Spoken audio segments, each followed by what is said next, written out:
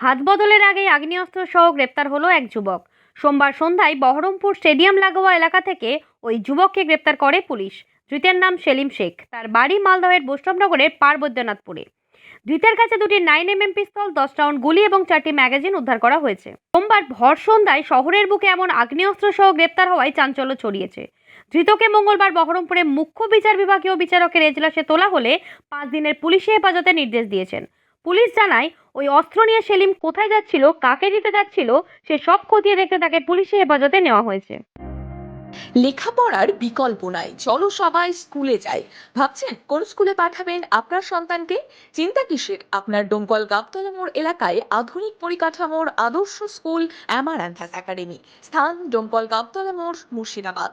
এখানে আছে উন্নত শিক্ষক মণ্ডলী, আধুনিক ক্লাসরুম, উন্মুক্ত খেলার মাঠ, লাইব্রেরি ও নিজস্ব পরিবহন ব্যবস্থা। সন্তানের ভবিষ্যৎ গড়তে আসুন অ্যামারান্থাস একাডেমিতে। সন্তান আপনাদের, কিন্তু শিক্ষা আমাদের।